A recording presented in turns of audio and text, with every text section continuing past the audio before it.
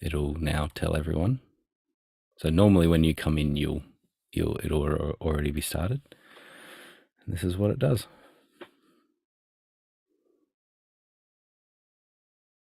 If we hit play on this, turn that down so I don't hear myself.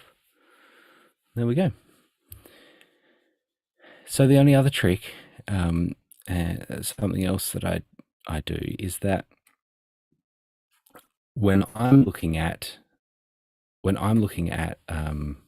Zoom, I'm going to stop sharing because that's going to confuse everyone. When I look at Zoom, I want to see a gallery view. So the computer that I'm on now, I'm currently the host, and so, but what I want in the live stream is for it to be active speaker. So it's just always whoever's speaking is who's live streaming. And so I find the easiest way to do that is to make another computer the host and set that to active speaker. And then the computer that I'm on is just a co-host, and I can do whatever I want. So there's a couple of other ways of doing that, but I find that the easiest way. And so I've got another computer that's already in here called Obvio. Let's find that one. Huh. That name hasn't changed. There we go. So I'm just renaming that one. We'll get started in a moment. I was just a few minutes late. The people that have just joined us, you haven't really missed anything. I was just getting the live stream started. And so that's normally all started before you get here.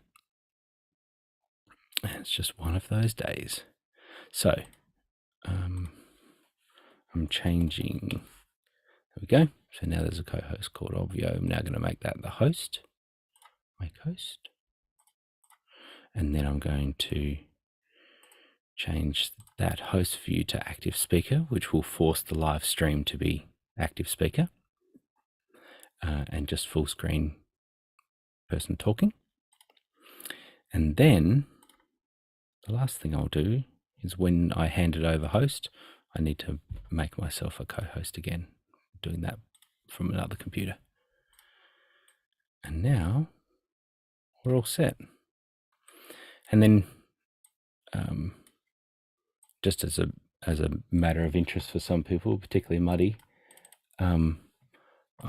that other host computer now is running OSC, Zoom OSC, and what that does is it takes the chat, and every time someone puts something in the chat, it sends it to another system that we can track. And so what Heather does throughout this show is she's seeing the questions come in that are coming in from the dashboard, and that's still, the best way to do that. So if you have a question today, then you can go to the dashboard and hit that ask a question, and that's where you can put that in. And then, but we also have another little column that gives us the chat that comes in. And so if by chance someone asks a question or a follow-up question or something, then we can drag that into the list of all the questions. And so it's just a way that we manage questions from the chat as well as questions from the dashboard. So that's a bit of fun that we mess around with Zoom OSC. The CSI tent. Yes, the CSI tent is still here. There's more gear in it now, so it doesn't quite look like a tent as much as a studio, hopefully, particularly if I turned everything on. All right, we're good. We're all up and racing. So welcome everyone. Thank you for coming. We have an opportunity to ask questions about Obvio and things that you're playing around with and how you might tackle things. Also, what sometimes we talk about just digital events in general and how you're doing that. What are you thinking of there? And often we get to some production questions as well. So you're welcome to ask all those. What have we got some questions, Heather? Yes. So Heather had an issue yesterday with one of her clients. They hit the 500 limit. Hmm. Um, she can explain a little bit more of the background of that, but they are running ads to the event and they wanted to walk through a few different long-term strategies before going to the client with solutions because they only really have about 100 people per actual event. It's just been adding up. Makes sense. Hey, Yeah, go Grant. ahead, Heather. That was Hey. perfect, Heather. Hey, so yeah, let me walk you through it. So what we're doing, we have the Obvio account organization, and then we have two events, right? And they're basically doing one event this week, the other event next week, and they're running ads constantly. So just to give you an example, one event, we're already up to like 1,200 opt-ins, but every time someone opts in, it's a free event. So, 1,200 opt-ins, they're all of them are getting an Obvio link as they're going through the workflow. But now not all 1,200 are showing at the same time, much less even all 1,200 have ever showed up, right? It's called traffic. So they're getting approximately between 75 to maybe 80, even lower, max 80 lower show up rate, because again, we are doing cold traffic. We did hit we got, I didn't know, but we hit the 500 mark. We're in the middle of a, right now in the middle of one, because they do 3 days. And thank you, Heather, for responding so fast, because we got it like handled in a short term. I just threw down $100 for 250 more seats, and we're fine for this week. But we already next week on the other event, we already have another 250 opt-ins coming through. And so we're already going to hit it again, right? So I'm looking now for a long-term strategy. A couple options that have come up that Heather showed me was clear out the attendees inside of Obvio.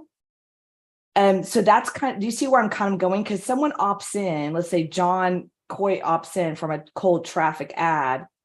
We do create an Obvio link for him, even if he doesn't ever show up. So my question is, what actually is a 500 seats? Is it they actually show up, or is it just create the Obvio link? Do you see where I'm trying to figure this out now from a long-term strategy, Grant? And I'm open to suggestions.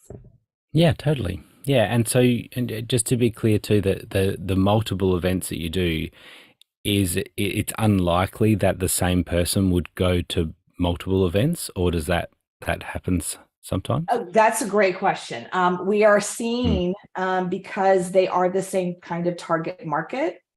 I'm just looking at John Corey. So let's say John Corey, he can actually register for one and then register for another one, because technically they're two different types of event with two different promises, but the target market is the same and they are running ads. So yes, we are seeing a lot of crossover that people are registering for the same event, or the same person is registering for two events. That is happening. The other thing that's happening that I want you to take awareness of is, I'll give you an example. So this week, our numbers were low for them. It was only 130 people registered. So we went back in time and there was 1,000 people that had opted in. So we invited the other 1,000 to like, hey, we got another one just in case you missed it, right?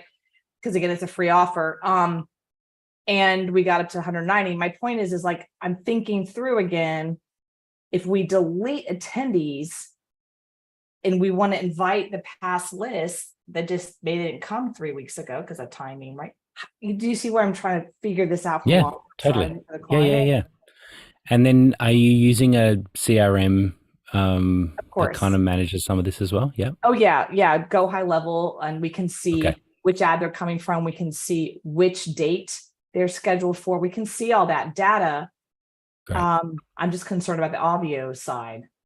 Yeah, then that's cool. And so, when they register for the event and they're getting the Ovio magic link, Yes. um, that's happening through Go High Level. Yes, sir. Yeah. We Okay, have it connected through a Zapier and we do that. great, Yes. great. Okay, so um, Muddy's all over this in the chat, but essentially, what happens is, um, that- just a slight bit of history.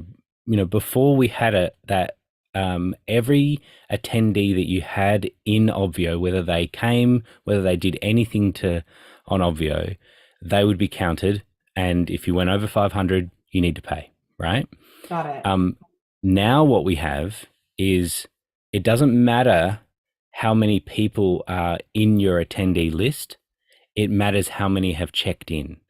And the check-in process, depending on what you have set up, is really just that they've hit the dashboard, right? So that they've actually clicked the link. Nothing to do with Zoom. If they click that link, the Obvio link, they are counted as an active attendee, and they count towards your 500. Okay, So well, that's definitely happened if I'm just doing numbers, right? If 1,500 people have opted in for one event, do the numbers. Yeah, we're definitely over 500 for clicking the link. Totally. That's what if that's what checked in is. Okay. Exactly. Yeah. Okay. So they've gone to the way that we see that is that they're active in that they've gone to your dashboard, and depending on what you have on the dashboard, that could be quite a lot, and that's accessing the system, and that's accessing Obvio, and that's a cost, and that's why it then That is totally, called yeah, an okay, active. that makes sense. Now I know what that is. Okay, so what do Great. you? So that, yep. So now thinking about how you manage ongoing events, Yeah. particularly when it's mostly different people. You could create a new event each time. Muddy suggested that, and that would just reset. But yeah, it's not necessary. Okay, so what you can do is you can reset, as in you can delete all of your attendees from your event Right. after it's happened. Now, because you're going through Go High Level, you already have a list of who previously registered, right? And so that's already in Go High Level. You don't have to manage that within Obvio. Yes. So the only thing that you may want to do is, before you delete all of your attendees, is take an export, and in the export you will see who checked in, right? Who was actually there. Okay. You may also want to take you could take an export, if you wanted to, of the Zoom, the room, so that you knew who actually went into Zoom and attended the event. I didn't know that we 'Cause that- can do that we can see who actually attended, because they've been asking for those stats, and I tried to connect the Zapier with the lower Okay. right-hand side, and it didn't work. We had a lot of we had some issues, and I just shut it down. Okay. Yeah. So I can pull that up. You could show me, that'd be great. I will. Yeah. Let me use this event. So yeah, this is it's a common thing that's happening for people now, and it's just a matter of managing, particularly with what you explained. There isn't any real benefit of someone being able to have exactly the same link to be able to join multiple times, right? So you could see that could be an issue if you were doing a series and you wanted people to be able to join at any time, but you have someone who is going to join for 5 weeks, and they want to use the same link every single time. Well, now that becomes a bit more of a challenge. But the way that you explained it is that they register each time, which means it can be a unique link every time, and it doesn't matter. Meaning you can clear out all of your attendees each time, Okay. and now you can work through that. Just to make sure, like walking through like a more visual. So let's say Dorita goes through 1 week, right? She's part of the list, we clear out. And then now if she tries to click the unique link, 4 days later, it won't work, right? Right. But then we could go back into Go High Level and send out another invitation for Dorita to come back. Like, hey, we're having another one. And it would be okay. Obviously, it'd be okay that we would then go through the workflow, and what one trigger of the workflow is, hey, go create the Obvio link through Zapier, right? Yes. So Dorita could come back into the same event, quote unquote event, with a different unique link. Mhm. And that's going to be okay. Like 2 weeks later. Okay. That's right. Yep. Okay. I don't want, okay. Then you're right. Then we could just clear out at the end of the week per se, and just kind of rotate like that. But we can, because we're buying for the opt-in. So obviously the client wants to go and like, hey, invite people back in and see what happens. Sure. Right? Yeah. Okay.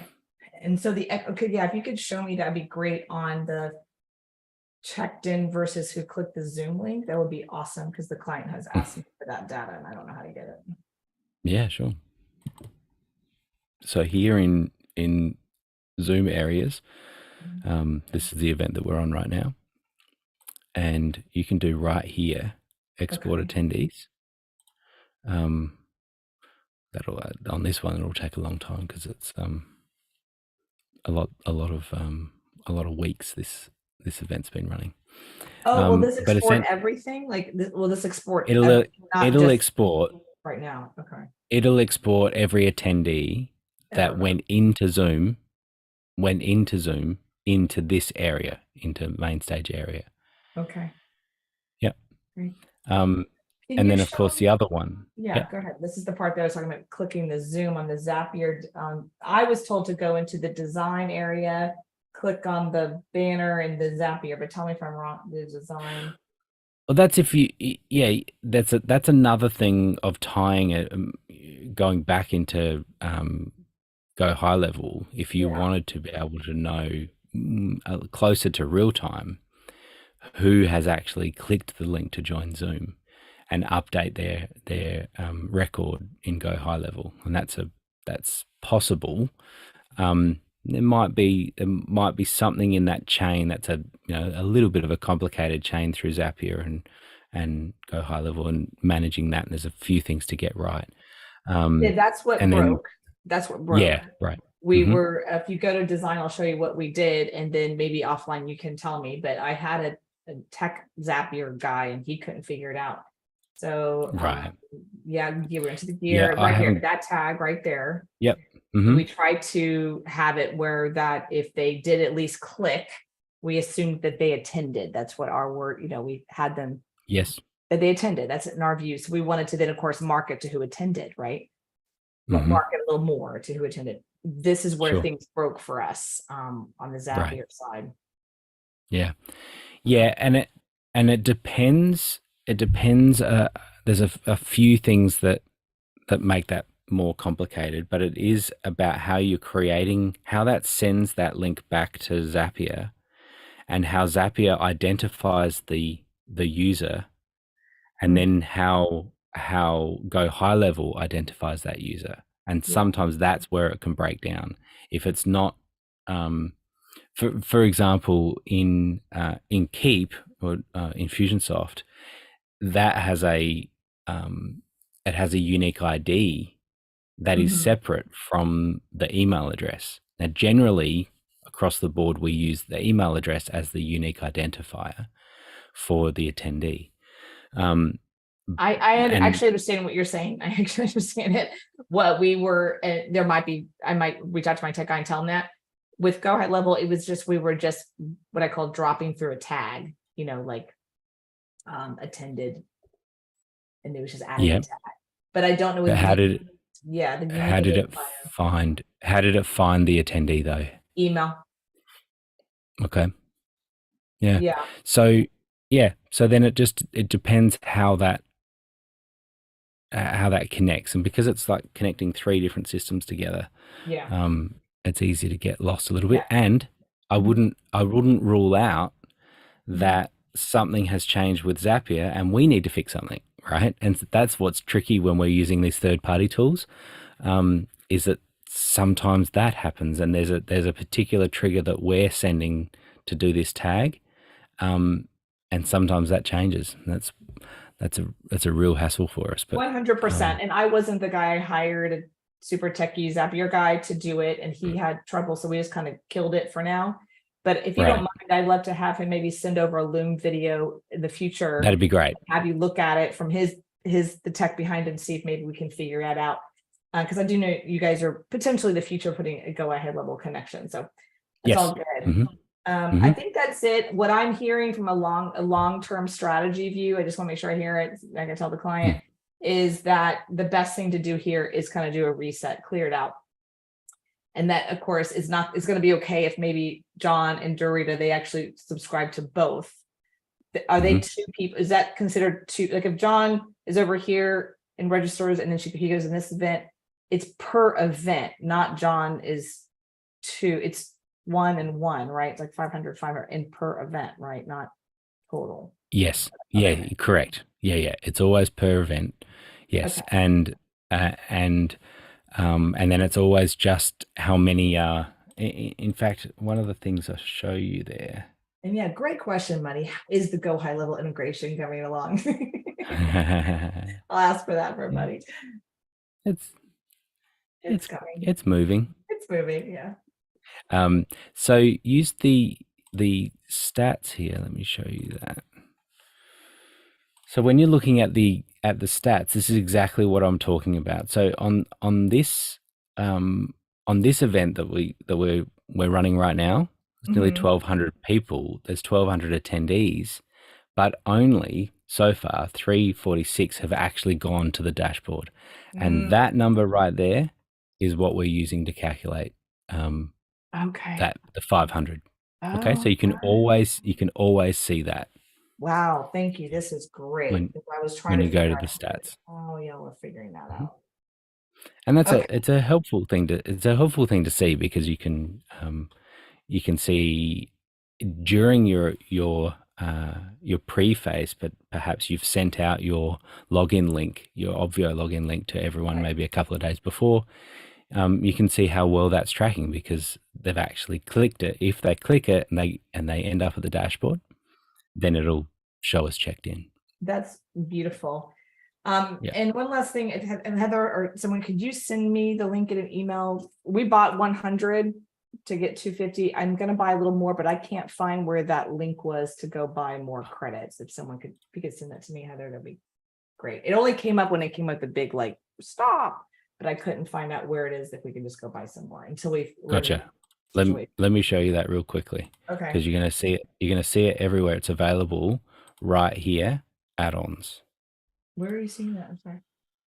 Add-ons. Now, just ignore these prices because my account is on enterprise account.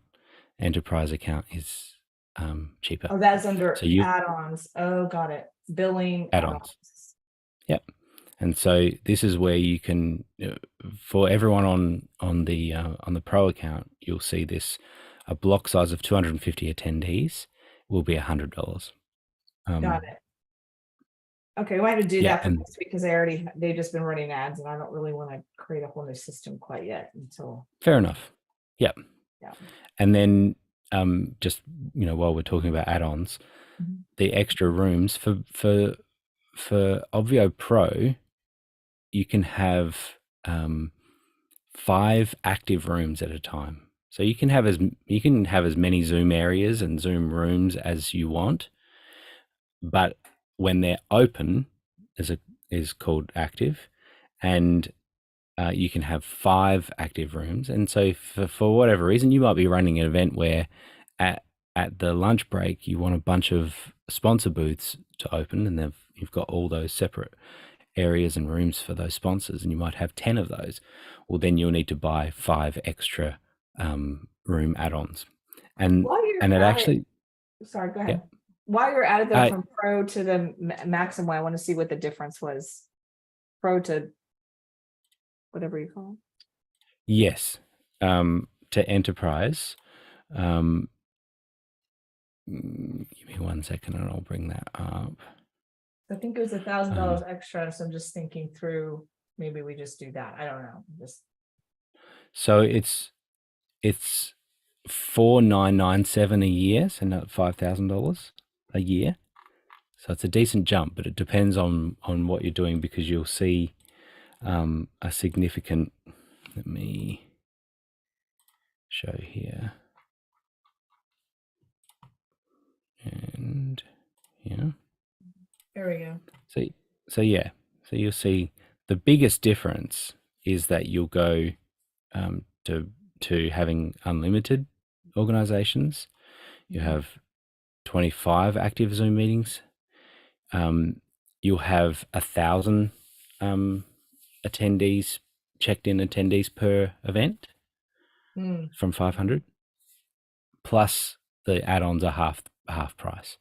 So once you do, a medium-sized event, you can actually see, and if you're doing that regularly, you can see jumping over to that could be worth it. Okay. So Thank you so much, everyone, for giving me the space there to ask a lot of questions. I really appreciate it. no worries. Yeah, and I'm sure it answers questions that people are finding out more as we're going through it all. But the thing with enterprise too really is if you're kind of reselling your account, then that really is the best place to be. It's setting you up best for that, and really that's where we would like to see people who are reselling, using it as a service and selling to multiple clients. You can set up multiple, because it's unlimited organizations, so you have different organizations for all of the clients who you're doing. That's really what it's set up for. So Muddy? So I was curious in this conversation around when someone becomes an active attendee, that's when they count towards the 500. One of the things that we have had to do from time to time in trying to reset someone or kind of get them back to kind of fresh is to remove the waiver, right? And that way, when next time they come back, they have to go through the onboarding again. Not that you would want to do it with hundreds of people, but I'm curious if removing the waiver makes someone go from from a checked-in attendee to a not checked-in attendee. And would they become a -1 on your attendee count? Again, probably a moot point because you wouldn't want to do it when you're talking about hundreds of people, but just a little curiosity thing that came up for me in that conversation. Yeah, that's fair enough.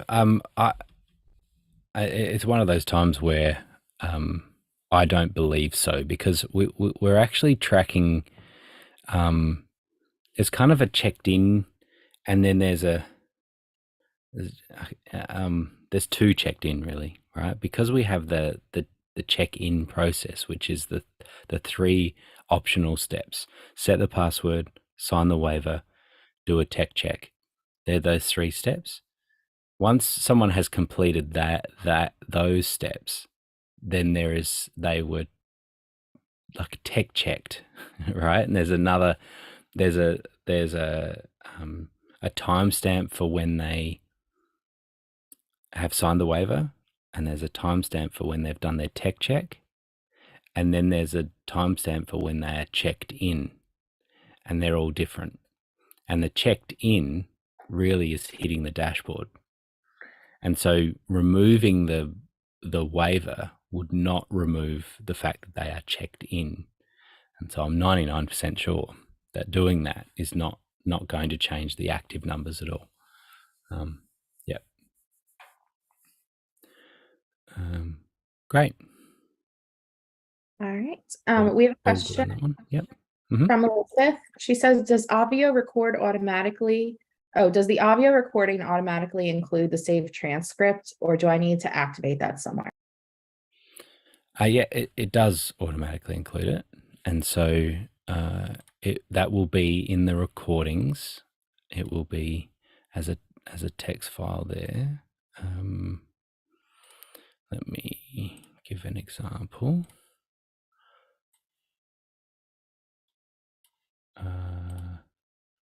Yeah, let me show you here.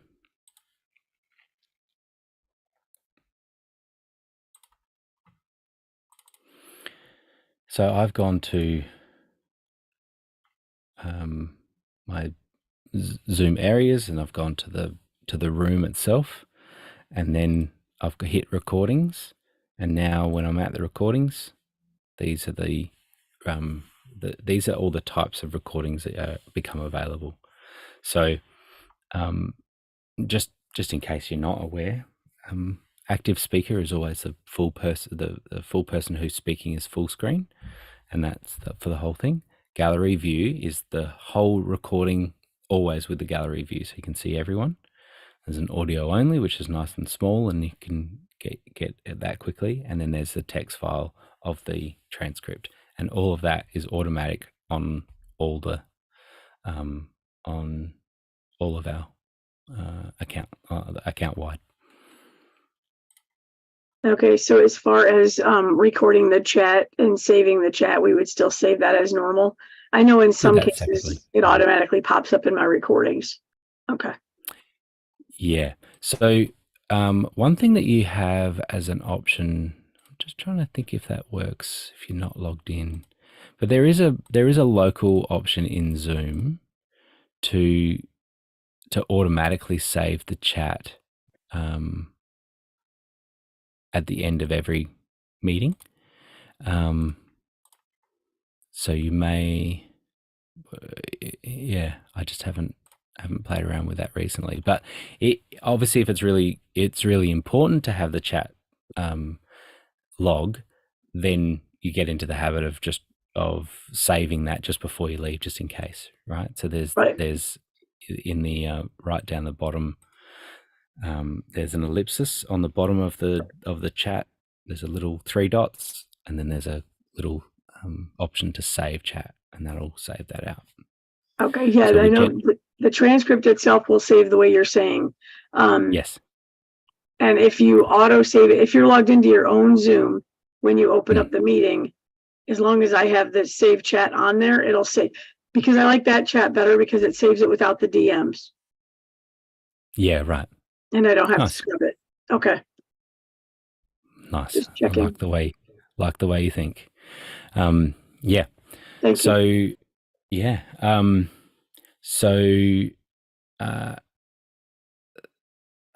Yeah, lost my Grant, I thought. think I might be losing my mind, but I'm pretty sure that you can download the chat transcripts in that same area. I don't know why it didn't show up on your end, but I've definitely seen that before. Oh, I see. Yes. Yeah, and I can just- confirm 100%. I just went to another event. So the event you pulled up just must not have had any chat in it. It had no chat. Yeah, that's right. Exactly. It was a test. That was a test. All right. Well done, everyone. I was just making sure. I was just throwing that out there to see if anyone would pick it up. And look at you all. You did well. Yes. So now it's all coming back to me. There is a setting within the account, within the global account, to save chat, and that is enabled. And so, yes, when you're looking at your event in there, you'll see the transcript as well as the chat. So that should save you. Thank you. Yeah. There's a few things that we've said this recently that we are exploring. There's a few little options that we would like to make available for people to be able to turn on and off, that are both account based and meeting based, and so like user based and then meeting based, and which means that we have to think about how we create the option for that, because of the way that we use Zoom users throughout the system. And so we're working through that, but eventually I think there could be as many as a dozen different options that you might have to be able to enable, like, for example, Q&A, the Q&A module within a Zoom meeting, having that turned on. That would be when you go to create a Zoom area, there'd be an option there. You could enable that, and that would give you that. And so then, yeah, there's a few others that I've thought along the way. Oh, it'd be good to be able to enable that, or disable it, rather than it always being available. So there we go. Cool. Next question. Yes. So Heather posted this in chat, but she just wanted to know what system we're using for Q&A. Yeah, it's a built system that so a custom built system that I've created, and use for Australia work. and we are talking about making a light version, something similar to it, and including that into Obvio. But yeah, it's not something that's available at the moment. I'm sorry. So I was just trying to think what the closest thing is. The closest thing really at the moment is really tying something to using Zapier, right? And so we talked about this sort of before, where you could have a form. A form can have what's called a webhook, which every time someone fills out the form, it sends all that data to Zapier. And then from Zapier, you could put it somewhere. And the most obvious place is a Google spreadsheet, a Google Sheet. And what that would mean then is that you can just have your Google Sheet open because it's collaborative. Then you're seeing it live update, and you can manage and see your questions just popping in there as people are entering them into the form. The difference with what we have is being able to sort them and drag and drop them as cards, sort of almost, like a task board or something like that. It's kind of like that. That's what we've built out. But we do want to offer something like that because we know this can be really helpful for Obvio users. Just something basic like that to manage questions. Because as I said about Q&A, the Q&A module within Zoom, it's okay, it's basic. But of course, as soon as you go to multiple Zoom meetings, that becomes a problem and not manageable to manage across multiple Zoom meetings. And that's one reason why having questions on the dashboard is really helpful, because it's a single place that everyone's asking questions. They can also ask questions outside of Zoom before the event started or after the event has gone. They can continue to ask questions. And occasionally we have that with this, with our Q&A each week. People join during the week and post a question. That's really good. And if you come up with a question pops to mind, then drop it in the chat, because even if you don't make it to this Q&A meeting, then you could watch the live stream recording afterwards and catch the answer to your question. So, but that's one reason. The other key reason is that getting people to ask questions through the dashboard increases dashboard engagement, brings them back to the dashboard. They get to see the other things there, and we can tie it to points, so then they can get points for asking questions, and that also gamification really works. And so people like to see their name on the leaderboard when you're playing around with points, the point system. So cool. What's next? John wants to know, what is the latest breaking news? Well, hopefully breaking news is no pun intended there. Muddy. Well, I just wanted to point out before we moved on, I put a resource in the chat. So I recorded a screen recording and video a few weeks ago about how to create an ask a question button on the dashboard and then have that auto-populate into a Google Sheet so that you can review that in real time as the speaker, as opposed to having to go and download it. So using Zapier, exactly what Grant talked about as an option. I recorded how to do that. So just wanted to point that out as a resource in the chat before we moved on to the hot topics. That's great, Muddy. Thank you. And Muddy has a few of those. Is definitely worth following on Facebook and places, because he posts those sorts of things. And it also proves, if it's not obvious enough in these meetings, how experienced and skilled and intelligent and lovely that Muddy is. And if you're looking for someone to help you out technically for an event, he's a go-to guy. And so that's a good example of it. And sometimes people can speak a big game, but when you see some of the videos that Muddy does, you not only see how well he explains things, but also you can see that he knows what he's talking about, and so you're confident if you get him involved in your event, that you'll be happy you did. So there you go, a free plug, Muddy. Well, not really free because you've made these videos for free, so your payment is accepted. There you go, transaction complete. So latest breaking news. Yeah, no, hopefully no pun intended with breaking. There's some little things that there is some things that slowed. Like I was talking before about when the third party integrations change their systems, and that can cause us a problem. Obviously when it breaks one of the integrations, then now we almost have to drop everything to get that working again, particularly when it's affecting a live job, a live event. And so that has slowed down a couple of things, but meanwhile, there's a bit going on. There is a MailChimp integration update that we're working on and nearly done. Work has begun. Muddy, you'll be excited about this. Work has begun on the new co-host system for getting people in. Yeah. So for those that you've probably noticed, when you have people join with the start link, so you have a team. For example, Heather and I have both joined this meeting with the start room, start link, and then the join link.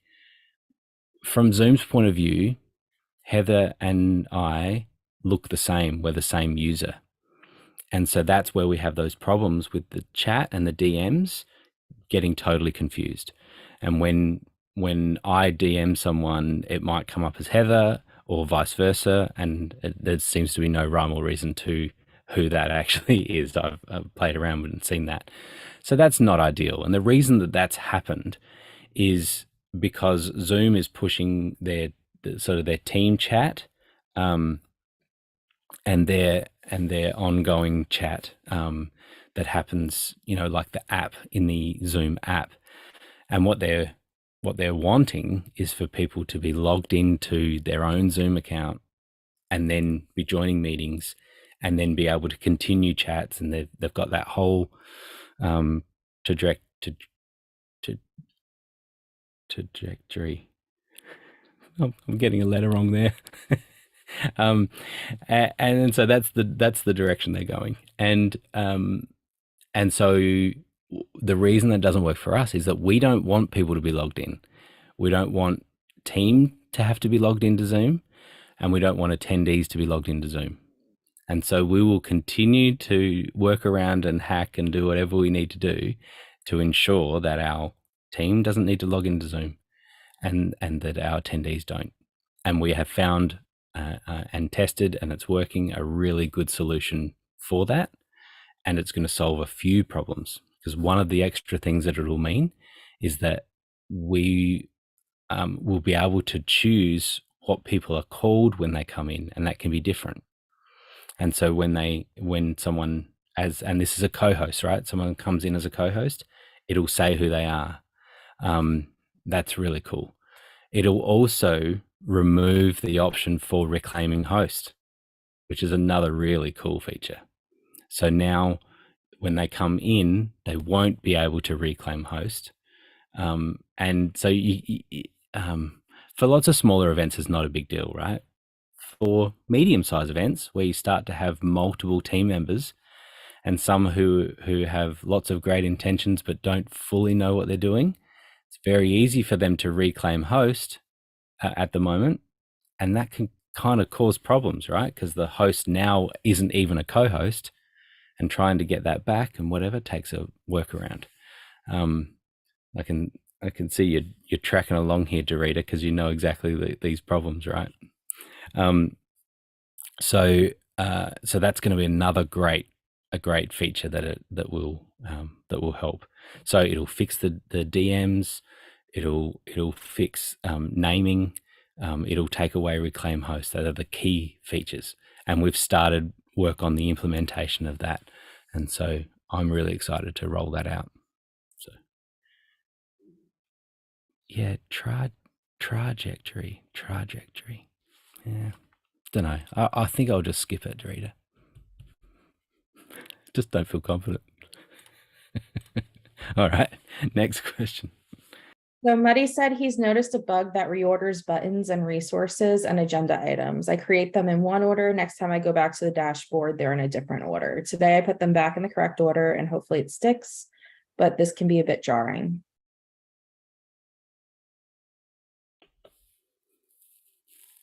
I mentioned What are you this. going to be?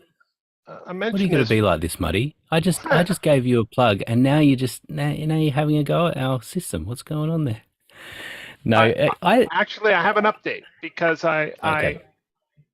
I mentioned this a few weeks ago. I sent an email about this a few weeks ago, but Yeah. didn't have any details or screen recording to go with it, and so it wasn't a great bug report because it wasn't easy to recreate or really see what I was talking about. And so we just kind of said, okay, well, won't worry about it for now. Well, I noticed it again happen today. In fact, I was on a rehearsal with the client, and they're like, "Why is the agenda out of order? Like, they're monthly sessions, and all of a sudden the months were all scrambled up." And it was like, "Oh, okay."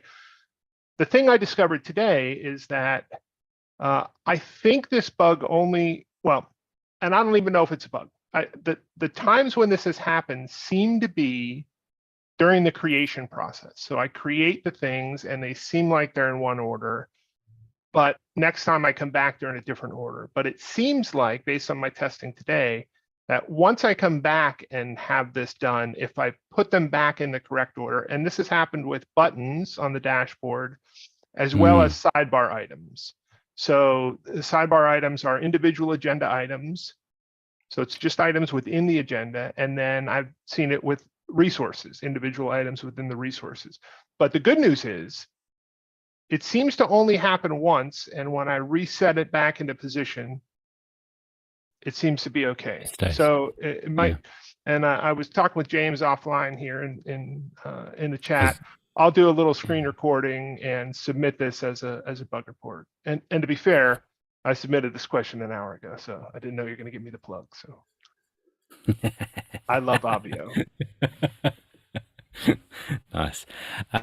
Yeah, James, I was going to say if you can dive into this a little bit, because I think it sounds to me like when it's creating the element that it doesn't know where it is before it saves, right? Like it's moved around before it knows the sort order, and then because it's not moved again, it never updates that sort order. Is that what you think, James? Yeah, I'm not totally sure. I mean, I think, Muddy, if you could send over a Loom video so I could see exactly, how it works, that'd be helpful. But yeah, I'll certainly dive into the code and take a look. Yeah, sweet. Thank you. There you go, everyone that has chatted with James on text. He has a voice, and you can hear it then. He's a real person. He's not just an AI bot that we have No, running I'm in the real. background. Here. Here he is. He's real.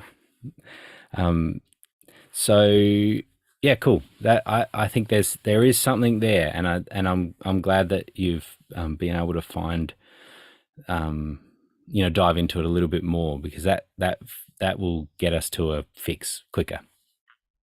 So that's great. Thank you. All right, next question. So I saw, Dorita, that you posted this in chat, but she said that she's having an issue being able to save the transcript in meetings, or in as her Obvio attendee. Was that a question, or did you just wanted to say that's happened in the past? I didn't want to let that go oversighted. It was really the same as Elizabeth's questions.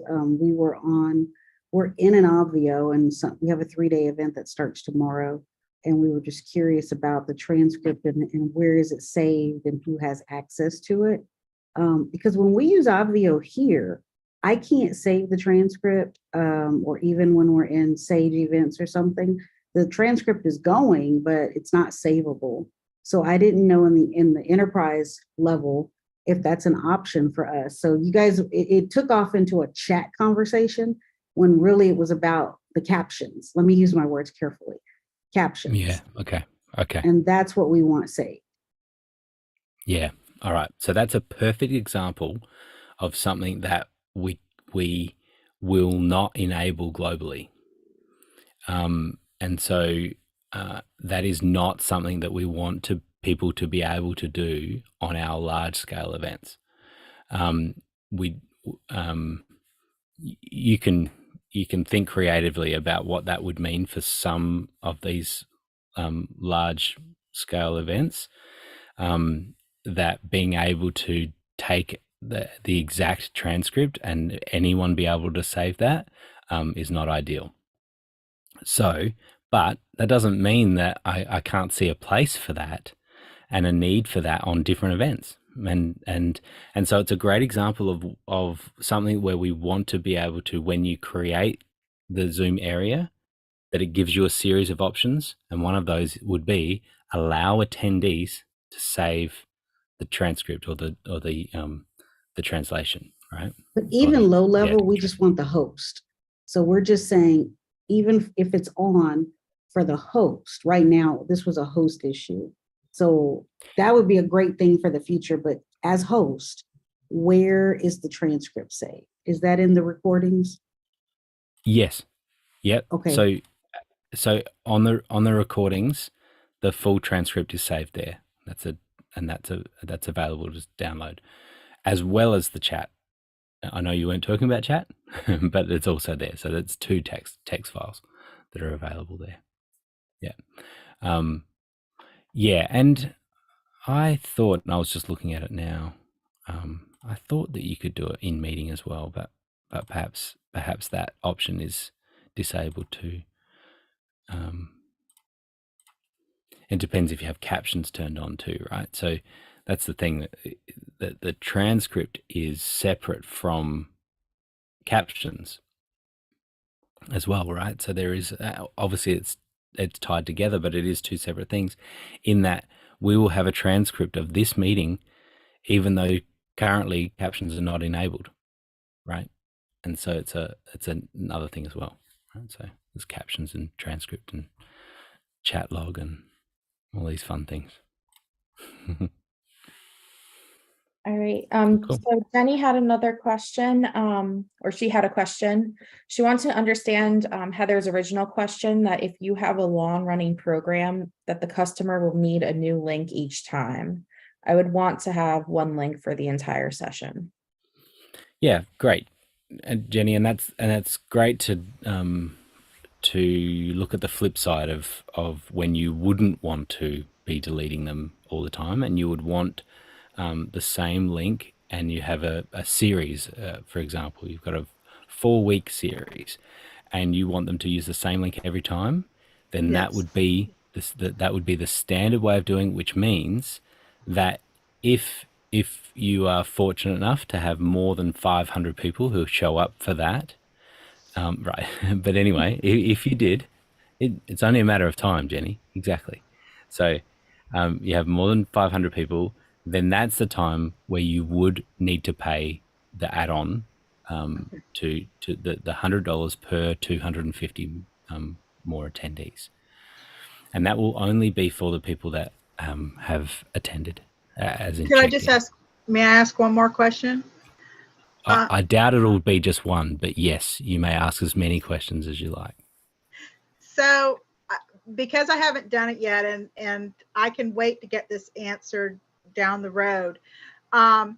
We talked previously about the videos having a separate platform that they're going to sit in, for long term. And so when you do the Obvio login page, every time, say a year from now, are they going to have to log in through Obvio link? I just don't quite understand how that is. It sitting on my website, connected to my website for a year or 2 years from now, if somebody wants to log in, or do I still have to have the Obvio platform for that link connection? Does that make sense at all? It does, yeah. And so that's totally a choice. That's a choice for you as to how how you manage the ongoing community or their access to certain things. So just at a higher level, what the possibilities are is that one way of doing it is that you kind of host it all in Obvio. It's not really what Obvio's intended functionality is, but it certainly can be used like that because the dashboard is always available before, during, and after your event. While you're an active Obvio subscriber, though, that dashboard is available, right? Okay. So you could do an event, and then, as you said, 2 years later, that dashboard for that event that's 2 years old is still available. And if you had decided to post videos on that dashboard of your event, or some particular resources, and people wanted to keep referring to that, they could totally come back using the Obvio link. They can come back to the dashboard and access those resources.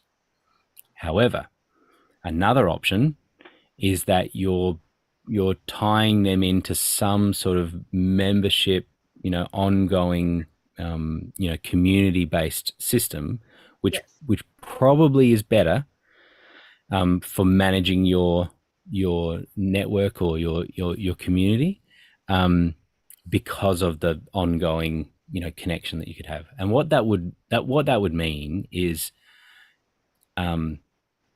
you would be sending them a link to that system. And so it could be that after your event, you send them a new link, and you set them up in a new system, a membership-based system, and you're able to say, okay, because you attended the event, you now have access to this membership hub. Okay. Searchy is being used a lot for that, Yeah. right? So as a place to host lots of videos and have tie it all in and have people be able to access things there. And so that way, then they always come back to that place, and that place could have multiple event resources and things, and talk about upcoming events and things like that. And so, Obvio really is focused on the live event, and sometimes we can make things work, and you say, yeah, there's no reason why you can't keep coming back to the dashboard. And you might want to reuse that dashboard. And this is your initial question. Is it if you wanted to be reusing that same dashboard, and we want people to use that same link so they could pull up an old email, click the link, and it works, then yes, you could totally do that, and you could keep updating that same dashboard, and now you've got it working. And while you're starting out, while it's all happening this way, that might be a great way of doing it. But keeping in mind that there are purpose-built systems out there for community management, and that might be subscribed based, or there's lots of different options for how that community might go forward, that would be better than how Obvio does it for that ongoing. So, but yeah, just to reiterate, that 500 is people that have gone to the dashboard, not necessarily been in Zoom, but that'd be 500 people, and that will stay. And they would, if you want to keep using that link, you would need to keep those attendees in there. And depending on how long that relationship goes, at some point you may refresh that and start again. But Thank there's a you. few options there. Yeah. Okay. Okay. So Pamela, is it okay if I have Grant answer your question that you sent me? Okay. So Pamela, she's new to Obvio. Welcome. And she is having an issue, and her admin can't get in to her account. So we're just trying to figure out what might have gone wrong, or if we're missing something. But her organization is called Social Media SAID. Oh, okay. Okay. Let's have a look.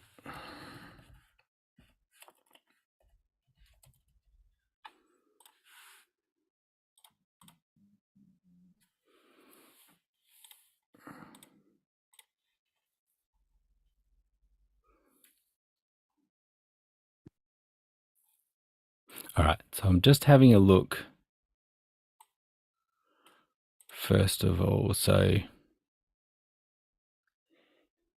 So is it Sade that can't get in? Is that Yes. okay? Yeah. Her name is Shade. Okay. So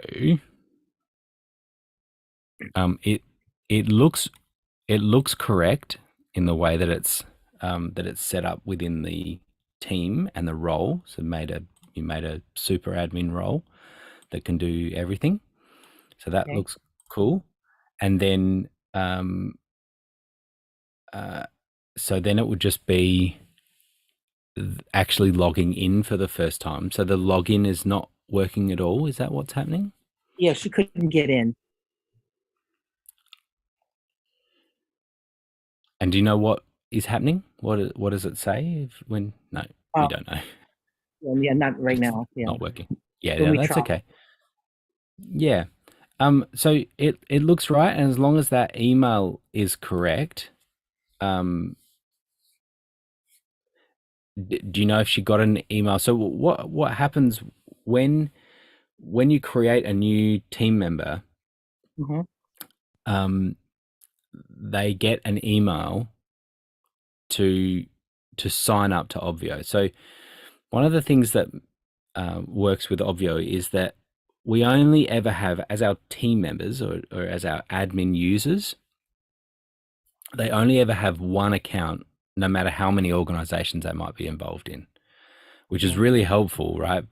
Because you can be involved and have roles in lots of different organizations that you aren't the owner of, but you can be tied in, so that when you log in, you only log in once with Obvio, and it will show all the organizations that you have access to.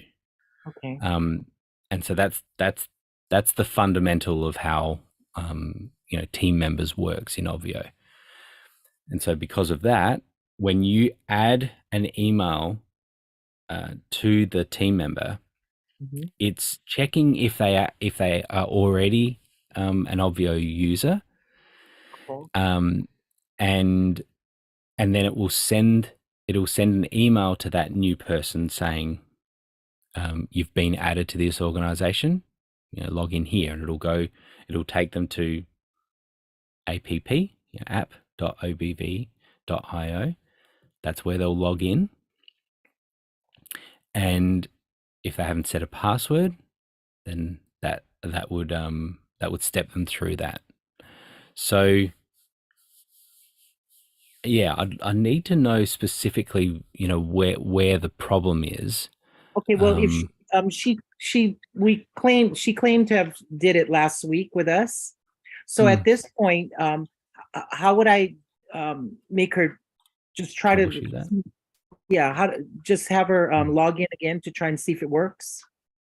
Yeah. I guess what I would do is send her to the login page. Let me just show you something here. Too many windows.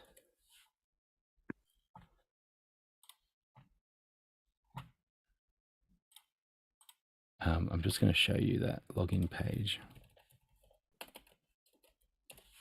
Let's look here. Okay. So I've gone to this link, and what she would be able to do is put in her email here. But if she's already been having problems, I would just go straight to this, right? To forgot password. Put in the email, and then do you know? In fact, we could just do that for her now. Let me stop. What I'll do is just grab her email and send the forgot password link. Now, she may not get to it, and it might time out, but she might get to it now, and that would, I would think, would sort it out, as long as the email address is correct. And I'm conscious of sharing, particularly when we're recording and live streaming. I'm conscious of sharing screens that have email addresses on them, and so that's why I didn't do that. But if you could double check within your your team view and just Okay. make sure that there's not a spelling error in their email address, and it could be as simple as that, right? A little typo in there would cause that problem. But even in the meantime, I'll just trigger that.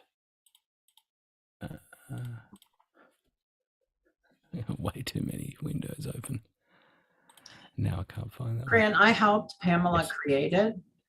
And Okay. they were in my event first, both of them, so I could kind of show her what to do, and then so that Okay, great. she could do it on her end. But Okay. so am I understanding, because I believe I eliminated the password requirement and all of that because she was having trouble getting in. So do I understand that? Uh-huh. So if she would have come into my event with her special link, then Yep. when she goes to go into Pamela's event, she still has to create a new password because she's never created a password before. Is that correct? Okay, so we're talking about two different things here. So what we need to identify, the terminology we use is a user, which is an admin user. It's someone who accesses Obvio and is able to change settings, Okay. and an attendee. And an attendee, so what you were explaining there about turning off the password is attendee side. And the magic link that you might have sent her is as an attendee, right? Oh, okay. So there's it, right? And they're very distinct. They don't cross over. Someone that's an admin user isn't an attendee, and vice versa. And so they're two separate things, and it's all about being able to change settings and things like that, right?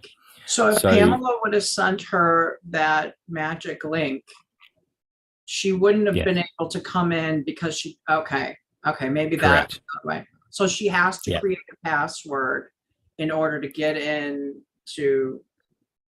So what? Yeah, and when you said that they were set up before in your event, were they set up as team members, or they've just been to as an attendee? Just attendees, so I could show them. So what does Pamela send Sade to get in to the initial step to log in? It would have been right. the email that you mentioned? Yeah, so let's be clear on that too. We're wanting her to be able to edit the event. Is that right? Correct. Needs to be able to see attendees, be able to change she needs to be able to administer the event. Is that right? Yes. Yes. Okay. Yeah. So that will be going through the login, the app.obv.io link, and logging in. And actually, most people will appreciate that we have a long-term cookie on that keeps you logged in, which is really, really nice. Right. Yeah. Once they log in once, then they go back to that link, and there it is. So I was just going to double check if they're signed up. Go back to this again. It sounds like there's just confusion there, and it's the wrong link that was sent to her to be able to get into the admin section. Definitely. But I'm just checking. This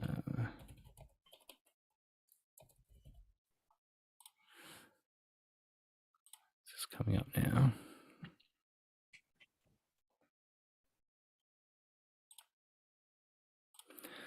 Team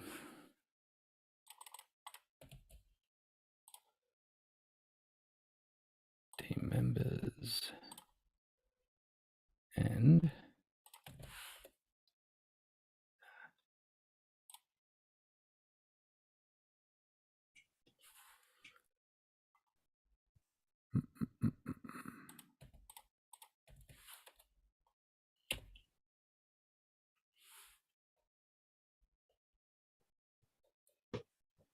yeah, okay. So the account is created, there's a password created. And so it's all there, but I think for the ease, I'll just... Sade created the password already? Well, it looks like it. It looks like it. But what I've just sent her another password reset link, which will send her both a link to get back in, to reset the password, and then she'll be there. And then from then on, just going to. Is that email time sensitive? Yeah, I can't remember what the timeout is on that, but yes, it is. And look, if it happens again, I'll give you the second link. But from then on, once she's logged in once, and this goes for everyone, then you can just simply go to app.obv.io, and that'll take you straight in, and you'll see your organizations. Okay. And so, but if it times out and it's not obvious, how to get back and do it again, then that's the link there, forgot password, right? And then putting in her email address, and then it'll send it through. All right. So, okay, thank you. Yes, of course. Robin. Thank you. All right. What else we got, Heather? Slowing down. Yeah, at the moment, we don't have any additional questions. Wow.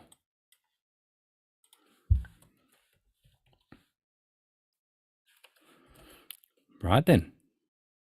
Well, this is the time, more often than not, that we then move into someone has some burning question that or actually, it's probably less likely to be a burning question. It's just a question that's sitting there and they have the opportunity to ask it. We like Jenny. All right, Jenny, we've got 45 minutes. Let's go. So we do allocate 2 hours for these calls, and sometimes even goes longer. But and so if there are any other questions, I think we've actually done pretty well. We had quite a few people come in and asked a few questions, and then they've moved out. And then we have the faithful that have hung around to say, what if I miss something that changes my life? Oh, Jenny, there you go.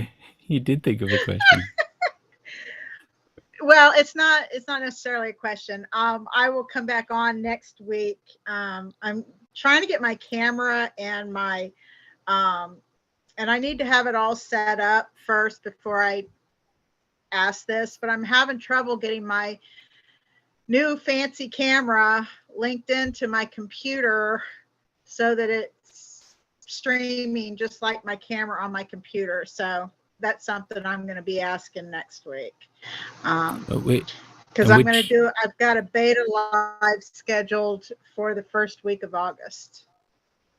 Nice. There you go. Yeah, it's 5 people. It's friends. So, that's great. That's awesome. Yeah. It's such a good way to do it. Yeah, so I'll wait and I'll hold it until next week, where I'm actually standing at the table trying to hook the camera in, because I'm really having trouble for some reason, and there's something I'm not doing correctly, and it's not linking up properly. So. And which camera is it? I don't remember. It's a Sony camera. And so I don't know. I'll bring it up next week. I don't remember right now. Sony only has one camera, so that, well, I know. Hang on. Talk to somebody else, and I'll go get it. And it's okay. Look, I think I remember us talking a couple of times, and I know you're giving me warning of a question to come next week. Is really what you're doing here. It's pretty much. Yeah. It's a pre-question. Yes. Yeah. But I remember talking about how we were getting the signal in because of you wanting to do multi-camera and things like that. Did you went down to, you bought a Madwell because B&H suggested the Madwell HDMI to USB converter. Yeah. But then we said for the same price you could get an A10 Mini. And I got the A10 Mini, and that's what I'm trying to get hooked up. And I want to wait and ask the questions when I'm actually standing at the table trying to get the thing hooked up, so I don't waste everybody's time. And Yeah, so I'm just giving you fair No, warning. that's cool. I'll be here Let- next week. Let me give you 10 seconds for what it's worth. Okay, so the camera will have a little HDMI out, and so it's Mhm. probably, it might be a micro, It like a is. real small, Yeah, yep, it is. real small HDMI, and then it goes to a full size HDMI. Hopefully you've got that cable. Yes, That I cable do. then goes into the ATEM. There's 4 inputs on the ATEM, and so you could put that into input 1. Okay, I'm just stupid because yeah, no, I wasn't sure. You're not Just you're not stupid. just ignore me. Self Okay, yeah, I Jenny, was Jenny, totally hooking it up self wrong. talk is important. Self talk is important. Anybody else having trouble? Chime in here, please. Do you know what? Um, Be honestly, be kind to yourself, right? Because it actually is really like there's a whole bunch of systems that you're connecting together. yeah. You know craft better than anyone here, right? And which is an area that you've filled your brain with. And I don't know anything about craft, but I know a lot about this stuff. And it's not fair to put expectations on yourself that you will now know all of these technical things, and it's just obvious that you would connect a camera to the ATEM and then out. So I think self-talk is really important. It's so important that you're not calling yourself stupid, I'm dumb, or whatever. Everyone's allowed to be new and learn things, and you're learning it. And so now it's the sequential system that you're like, okay, that makes sense now. Now I understand the camera goes into the ATEM. The ATEM is switching my inputs. The ATEM then connects to my computer, Okay. and that's how I get this working. And so once you follow that, then it should work well. And then there might be a couple other little tweaks that we need to make along the way. Is there anybody else in here that's got their studio set up to where my table is, I am so tight on space, and my table normally is, 5 feet deep. Well, now it's only 3 feet deep. And so I'm gonna have to put my monitors either to the left or to the right. Since I work to my right, I'm gonna throw them to my right, off to the side. Is that, and the camera in the center, is that going to be a problem, or am I going to have to solve and somehow get a deeper table? It sounds like both could be true. In that it could. So what I would suggest is a bigger table is always better. I've just bought this standing desk, and it's wider than the desk that I had before, and I love it. It's great. And so that's one thing. I think if you can have the space, then more space is going to be nicer. It doesn't mean that you can't make it work for this one now. The thing that I would suggest though is I'm not sure how well you can see this in this shot, I but can see. Back here. Oh, wow. Those are nice. Right. So it's that's a movable arm. That's on an arm, and it's just on a clamp on the edge of the desk. Okay. So a movable arm. And you can pick them up from all sorts of places, probably even like Home Depot or whatever, although you're in a smaller place, right? Smaller town. You have a Home Depot? Will it be a visual problem? I'm just getting input from my peers here. Is it a visual problem if I'm standing at working? Because I'm not sitting at a desk like say you are, or standing right. I'm kind of moving around in about, I've measured it, and it's about a 4-foot area. And will it look bad visually to them if the camera's here on the front, but I'm always having to look to the monitors on the right? Yeah, Robin. See, it's going to look bad, isn't it? Mm-hmm. I need a bigger house. Yeah, so you're limited physically by space, yeah? Yeah, I don't want to have to set the monitors up every single time, since I'm going to be doing lives weekly to try and build my list. Mhm. And it is a serious space issue, man. I got to figure, I don't know. I'll have to rethink it. I'll know by next week. I'll have pictures for you guys next week. Maybe That's y'all great. can give me suggestions. So I won't Yeah, I'm hold sure. up everybody else. But Thank you, Robin. Robin, yeah, she's asking a good question too. Like mounting it to the wall could help too. But Rental. you know, like, yeah, right.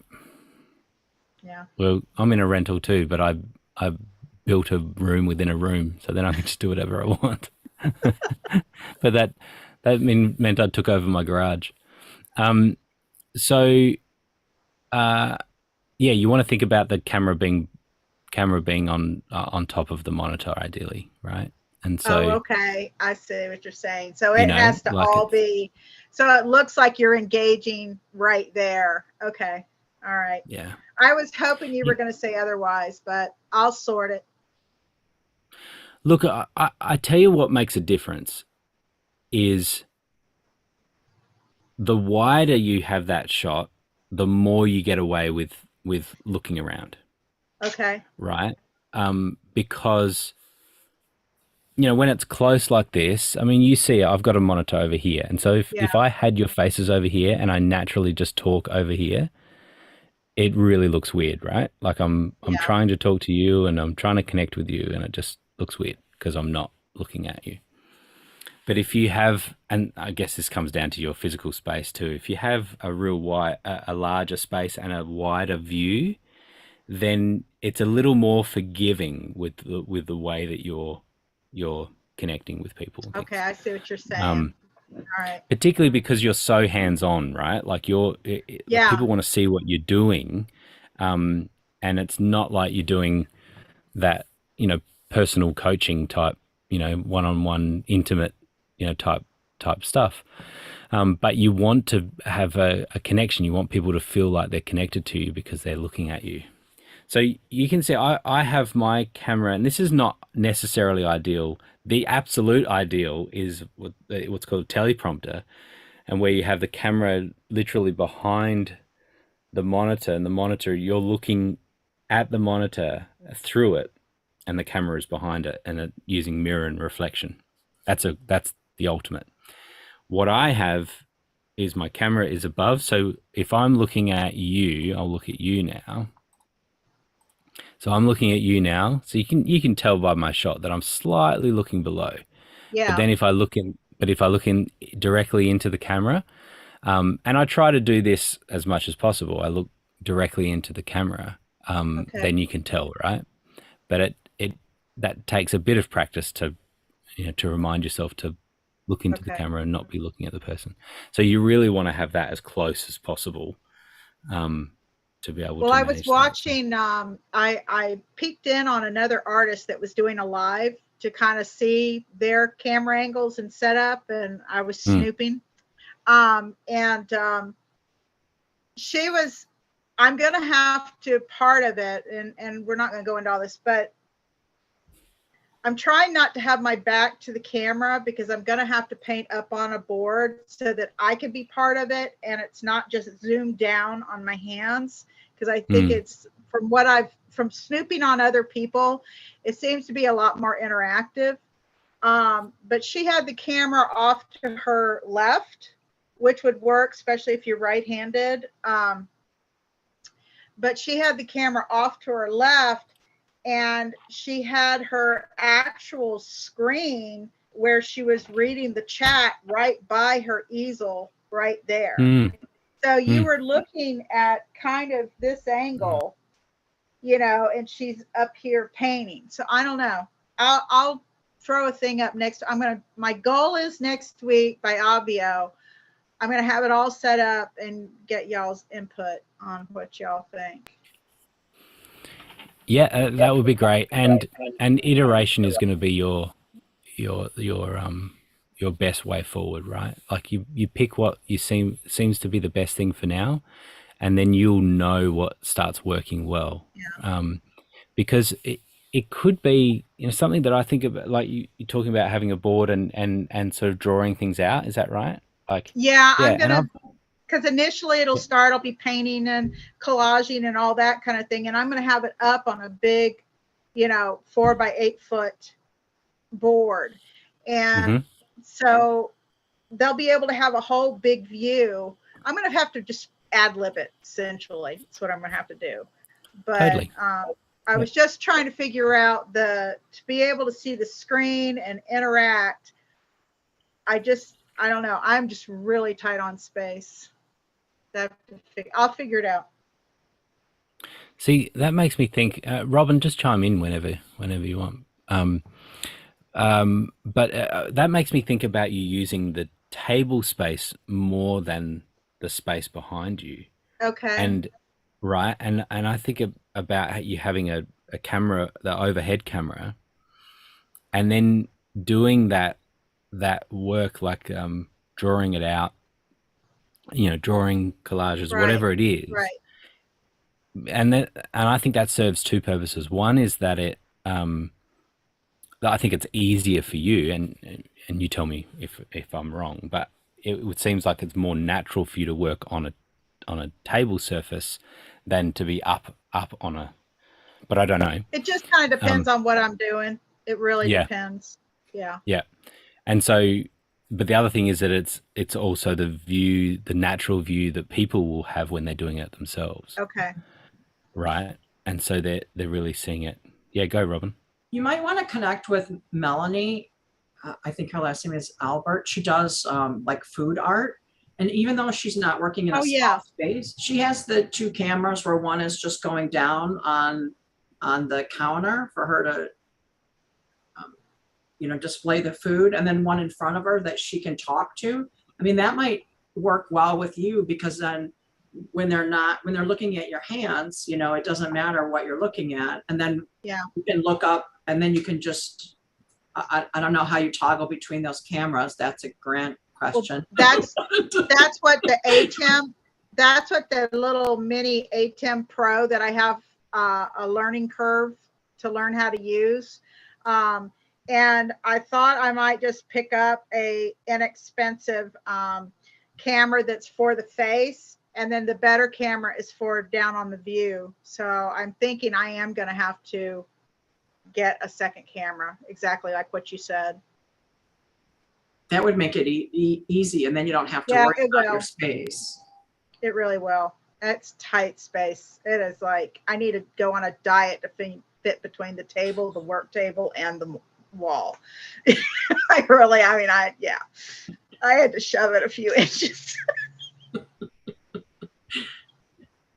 So yeah, but I'll have it all set up next week.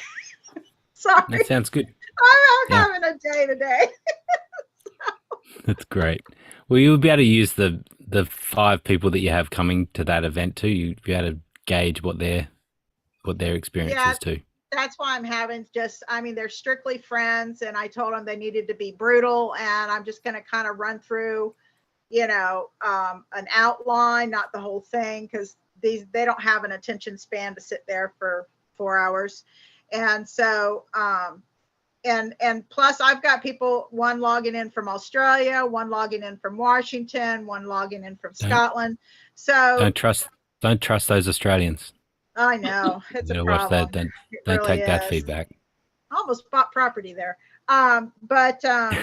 Yeah. So I've got people logging in from a lot of different places to make sure, they can, and that kind of thing. So I think there is a challenge. There's a little bit of a trap there too. I would just caution you about whose input you take on board. Not everyone's going to have the best advice for you. Oh yeah. Right. And well, they're actually quilters. So yeah. Great. So then their advice is going to be good on how it comes across for them. Yeah. In how that's what I'm looking for. From a quilting point of view, will be great from that perspective. But sometimes, you just got to watch who you listen to. I think, particularly about this stuff, because you can hear all sorts of different stuff, and it can become very confusing because you can have conflicting advice. Well, I'll just listen to what I say. Yeah, that's right. Sorry, Robin. That's awesome. You're awesome, Jenny. So good. Never a dull moment. Not in this All house. right. Can I just jump in and let Jenny know? Yeah. Because I feel her pain. Where's your mic, Dior? I'm sorry. 1 second. There we go. That makes it a bit easier, There doesn't it it? is. Hey, I'm feeling your pain, Jenny. I just wanted to let you know, I reckon I've got about 4 feet as well to deal with here. And so Yeah. I bought a stand and I can't bolt onto the wall or anything. So I've got a couple of 32s that are one above the other on a desktop stand, and the camera just pokes through between the two. It works really, really well. The desktop stand. Yeah, Okay. let me just, here we go. I'll see if I can flick over a camera here. So There you go. get that out of the way. So can you see there? I've just got this tiny little desk. Yeah. And there's the first one. And if I zoom in here, can you see how I've just got my camera Yeah. poking middle there? And so now I can actually get a bit more space to work with right there. So Okay. it's worth having a look at. And they're really inexpensive. All right. And And I'm that's a- just getting two the cheapest, actually the cheapest, they're like $100 each, monitors. That's cool, right? Like cheap, like, yeah, really cheap. Both Heathers are laughing. You've only told me one thing about these monitors, and that is cheap. That no other detail. I don't, what other detail do I need? So look,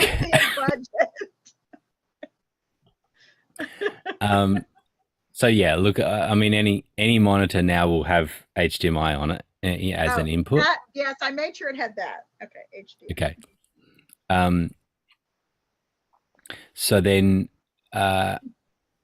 if you want to use different mounts, then you would want to make sure that it is VESA compatible, VESA. So it has a and so what that is it really is just a standard of a square of 4 screws on the back, and then every stand, every desktop stand like Dior has, every like moving one like that I've got, the clamp ones, they all use this standard VESA mount, and they have 4 holes on the back for the screws, and that's it. And so some of the really cheap monitors may not have that. I mean, most do. Okay. Some of the cheap may not. And so you probably, even for future proofing, you probably just want to make sure that you get one that you could eventually put on a stand or that sort of thing. Same with wall mounting and all of that. It all uses that same standard. Okay. The other thing that you should be okay with is the frame rate of what the ATEM puts out. And generally what we like to do is run that at 30 frames a second, which is what Zoom is expecting. And your camera will likely put out 30 frames a second, and then the camera's doing that, and then the ATEM is putting that out. And because you got the ATEM Mini Pro, right? Yes. Yeah. It's Okay, great. right here. Yep. It's in the box. That's great.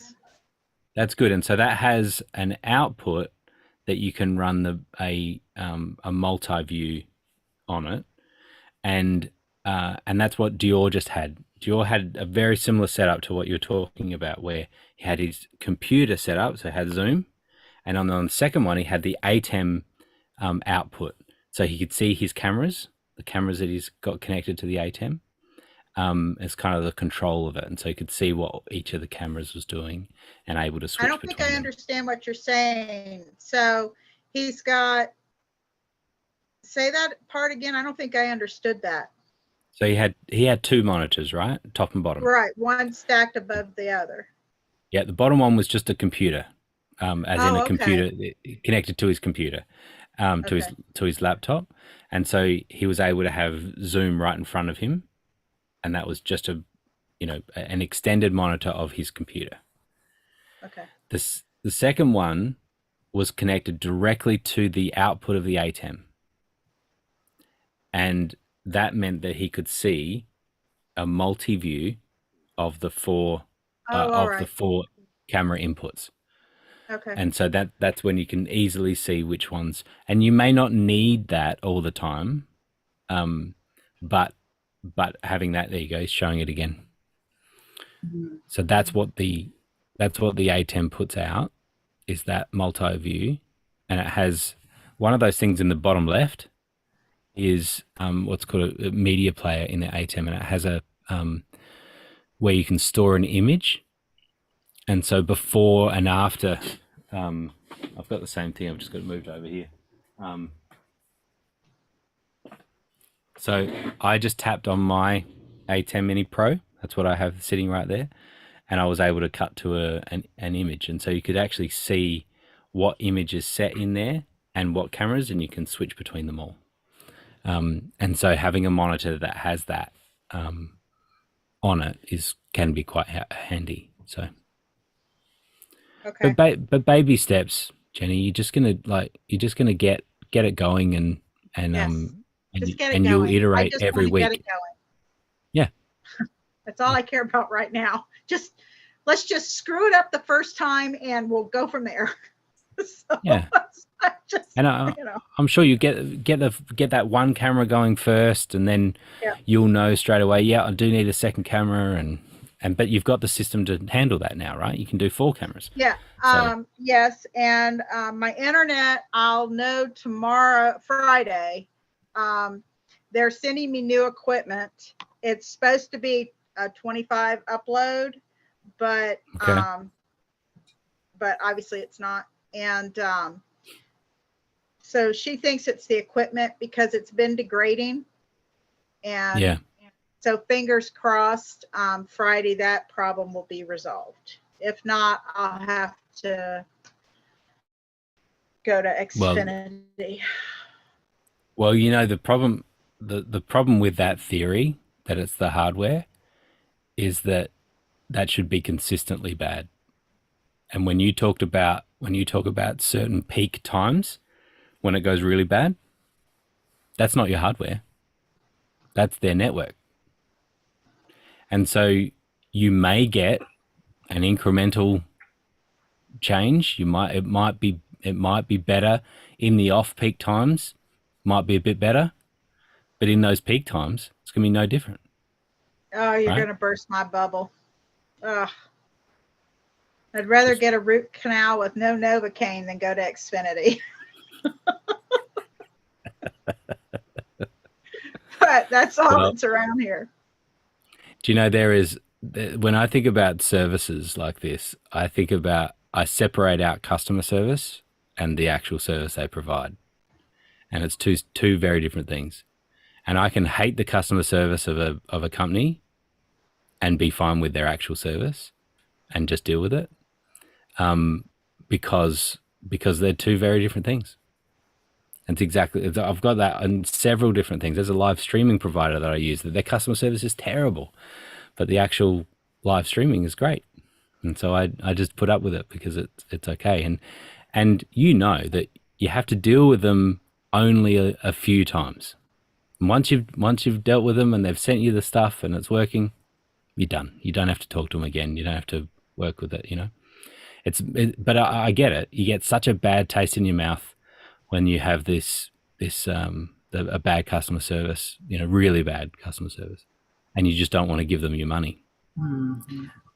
But their service may well be the best thing and what you actually need in your situation. And you just try to talk to them as least as you can, interact with them as least as you can, you know, and be happy with the internet service. So. Thanks for your help. No worries. You got anything else there, Robin? Yes, I just have a quick question. Sadly, I've asked this before in the chat, in the Facebook page, but I had bought some lights that looked good, but they heated up a lot when I plugged them into the USB outlet. So I sent them away because that kind of freaked me out a little bit. Fair enough. So I'm wondering the lights, I know Blue had talked about when we did the tech lab, that would be good. They were kind of square. Just, I need some lighting in my space because I think I'm gonna have to record during the nighttime, and my room's so dark. Yeah, I think that that Blue has recommended the Elgato key light. I think that's what it's called. Yeah. They're not super cheap, you know, like compared to other ones that you might be able to find around the place. But they would be really good. I mean, having two of them would be really great. But there are lots of different ones around now. But yeah, the Elgato key light studio LED panel is what it's called. Would be ideal for what you're talking about. Okay. And yeah, and then there are lots. I wonder how that compares. I'll just finding it here. Are you It ever makes it. Sorry, go. online when it's nighttime here? Because I like go to bed between 2 and 4 a.m. here in Arizona. So I think about you sometimes, like, oh, I wonder if I can reach Grant somehow. I think about you too, Robin. Yeah, like, and the Facebook group is the best place because while it might be daytime, it might be busy or it might not be, and then there might be a few other people that put in a few ideas as well. And particularly these sorts of things, I really like. Not that I'm averse to one-on-one. I just really like sharing to wider audiences, no matter how specific it is for someone, right? Yeah. Inevitably, more people benefit from it, and that's just effective use of time, right? Yeah, no, I'm wondering in the chat, because I come on here,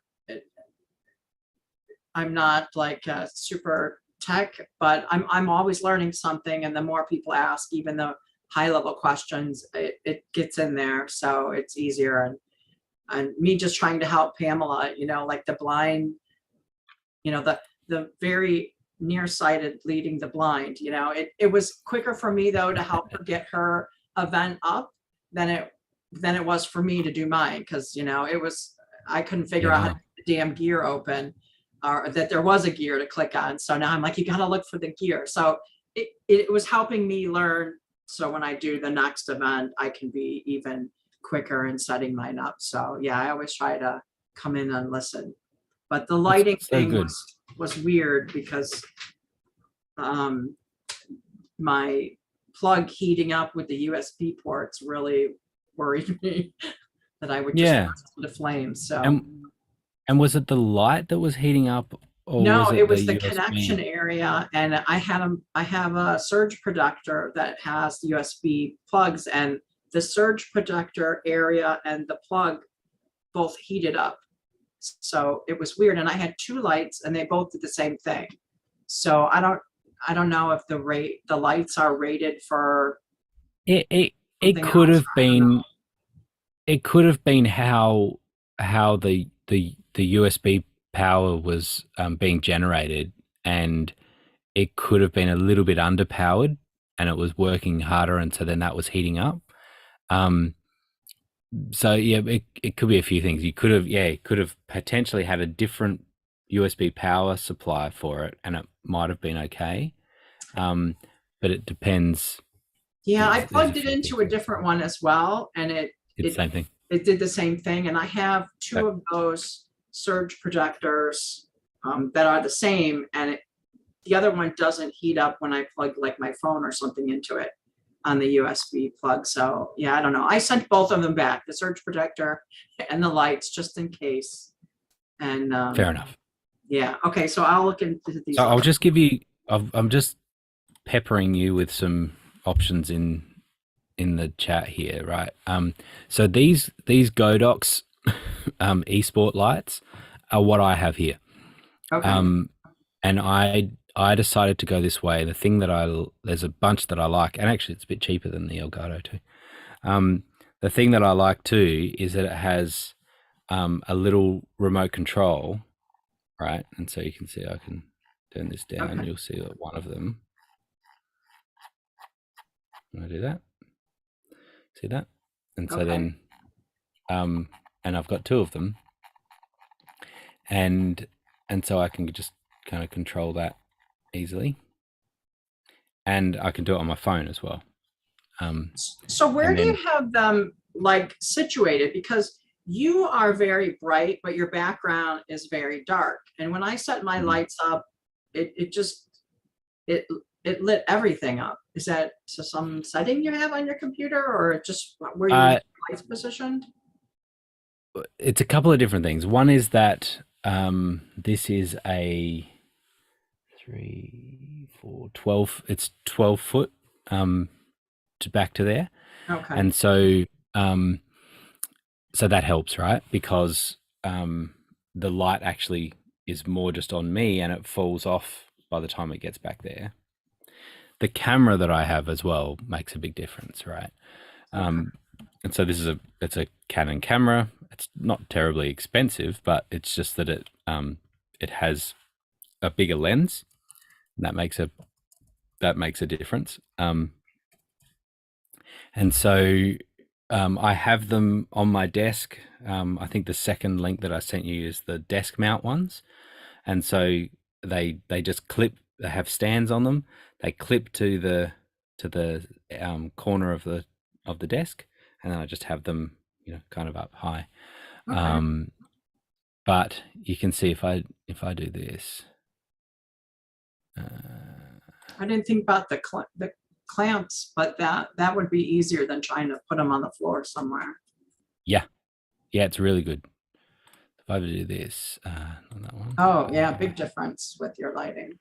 So Oh wow. This is what happens when. So this is changing settings in my camera, and so you can actually. Okay. And so Interesting. there's a lot that can be done. I could wind the lights down, and then the background is actually quite a bit brighter. So there's lots that you can play around with that make a difference there. So Okay, thank you. but yeah, I recommend. Oops. Hang on, that back. There we go. I recommend that, and then I really like I'll show you what else I have. This is all quite new for me because I was wanting to get new lights. They have these tube lights. That's not it. I think I've got it here. That do different color. And so, teal 30 it is. And I'll tell you the kit. For people that are interested, this is a super cool kit, and I'll show you. I'll grab one. So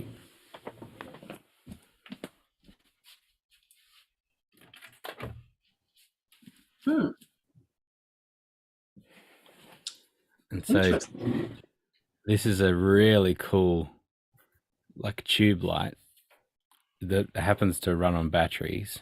This is part of my CSI kit, exactly. And I wonder. Yeah, so it can. You won't be able to tell very easily, but this is full spectrum color. And so you can change, and so you can sort of place them, place them in areas. So look at what that's doing, right? Behind you, you can do all sorts of different accent, but you can just even use them just for fill light as well. Like obviously you can put it on white, but yeah, you can do all sorts. It's on an auto change now.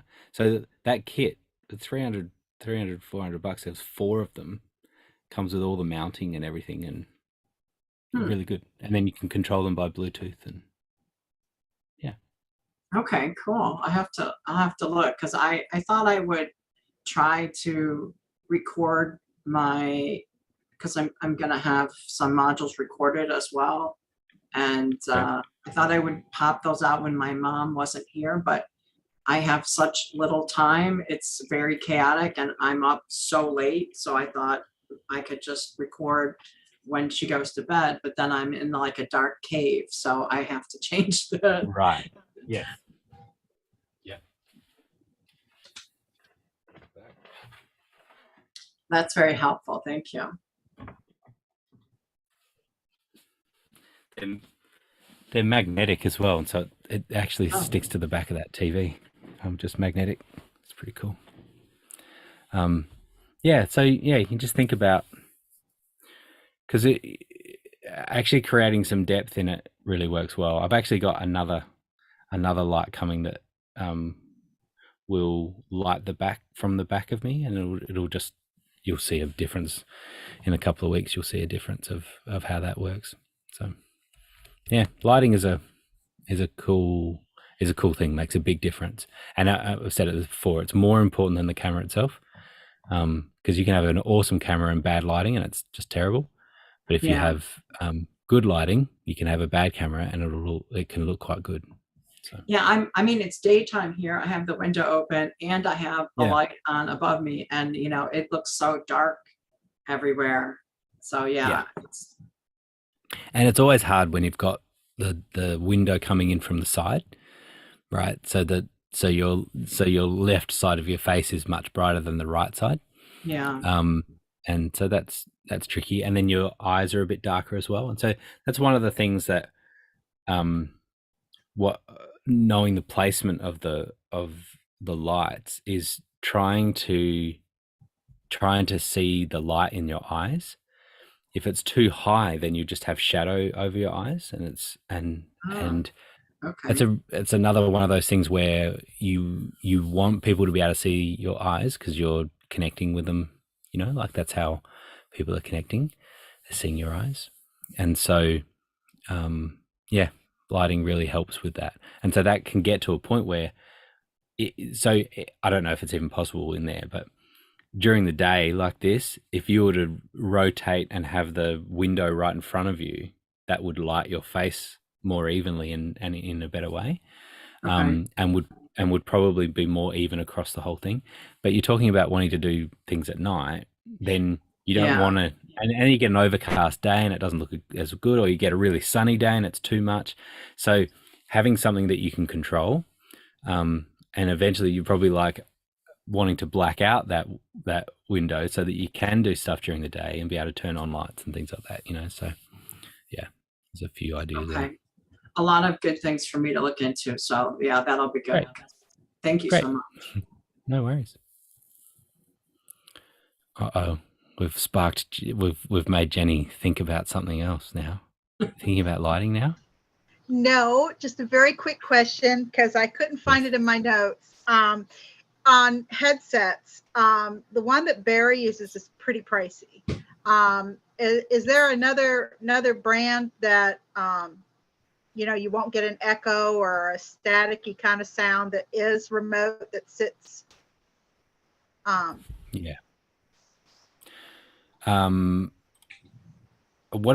have you currently got? Have you got anything? I have one that I used 20 years ago that I can plug into the camera and it sticks on my lapel. That's all I have. And I'll just use that if I need to. But it's got a cord. And since I'm gonna, I just, you're gonna get that cord. You're gonna get that cord caught up in your sewing machine, and it's gonna be all over. I'm not that bad, but it is on a certain days it could be a possibility. But so yeah, there's a bit to think about with your setup, because you've got the headset itself, but then you've got the mechanism to make it wireless, and which is probably the best way to go. There's two systems that are popular for exactly what you're talking about. One is the Rode Wireless Go 2. I'll send you a link to that. It actually has two. But there might be there's a mini version or something now. Single.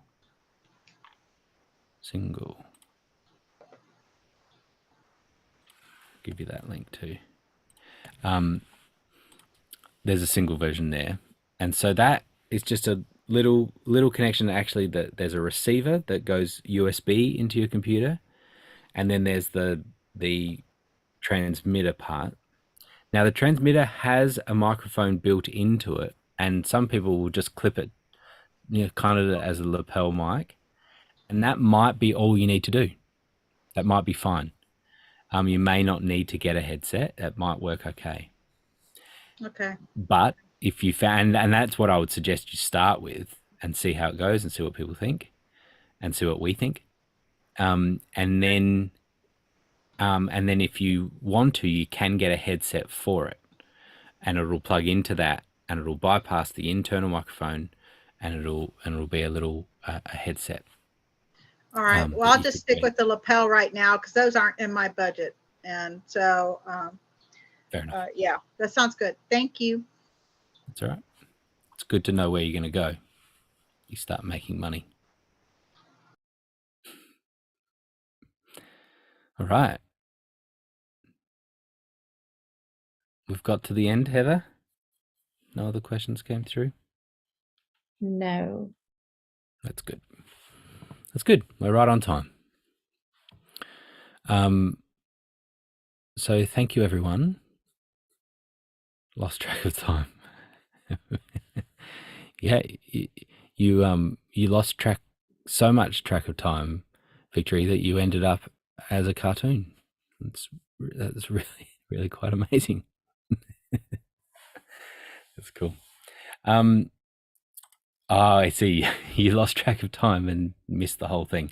Well, the good thing is that this whole thing is on YouTube, and so you can go back, immediately and be able to go back and watch it and enjoy all the fun as we talk through all these things. So thank you, everyone. We will be back next week at 8 a.m. Eastern. Sorry, that's the early one. And so hopefully you can join us then. And in the meantime, you can catch us by emailing help@obv.io. You can catch us on the Facebook group as well. It's always good to get some chat going there. And my dog needs to go out. Okay, bye, Jenny. And also there's live chat during sort of 9 to 5 Eastern time, Monday to Friday. There's live chat when you're in the admin section of Obvio. You've got that little bubble down the bottom that you can chat to us there. Awesome. Thanks, everyone. Thank you, Heather, all over the questions. We'll see you all again next week. Bye-bye.